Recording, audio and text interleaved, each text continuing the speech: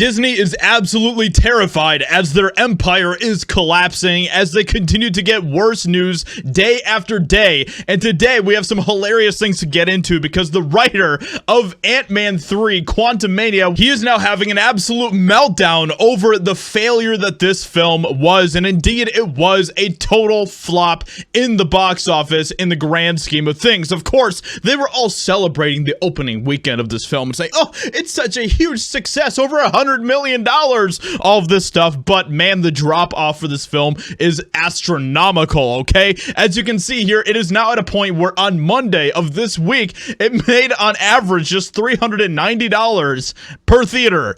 That is absolutely atrocious, and you can look at some of the recent Marvel films as well, like Thor: Love and Thunder, where even after a couple weeks in, it was still making over $1,000 every showtime, you know, or every day at the theater. So things are looking bad, very bad for Disney. But today we have to talk about the writer for Ant-Man 3 because, man, he is throwing a complete tantrum in the most hilarious way possible. The latest episode of the longest running cinematic opera in history has now been out nearly 2 weeks, and the reaction to the film has been mild at best. Ant-Man and the Wasp: Quantumania currently enjoys the second lowest Rotten Tomatoes score among any MCU film with 48%. And we can also talk about the audience score here because I think there's definitely some BS with this, some shenanigans that have been pulled. I don't trust the audience score on Rotten Tomatoes anymore. I think that it is completely rigged, just like pretty much anything that Disney has its hands into. But the box office hasn't been any better for the film. In its second week, Quantumania dropped 70% at the box office, marking the biggest second weekend drop in MCU history. So the writer for Ant-Man 3 decided to give his 2 cents on all of this. By the way, Jeff Loveness, the writer for Ant-Man 3, who has never written a feature film previously, was tasked with leading the MCU into Phase 5 after only writing episodes of Jimmy Kimmel Live and Rick and Morty.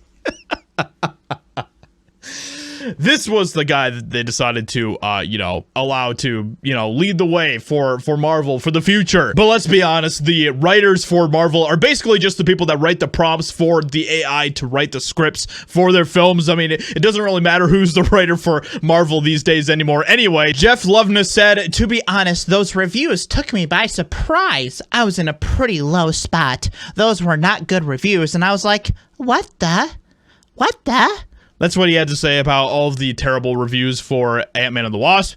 What the? He continued, I'm really proud of what I wrote for Jonathan. I thought that was good stuff, And so I was just despondent, and I was really sad about it. Maybe don't write dog shit, and, maybe it'll go better for you next time.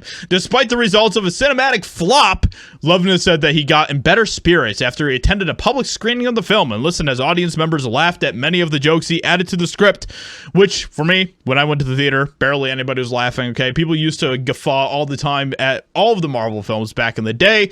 These days, that seems to be quite lackluster. He explained, I went to a showing and an audience was laughing. I'm like, GD, no, the reviews are wrong. I'm right. MODOK is great. MODOK is literally one of the worst things to ever be included in the Marvel Cinematic Universe, okay? What an absolute cringe fest this is. He wants you all to know that you are wrong, and he is right. You just don't appreciate his masterpiece of a film.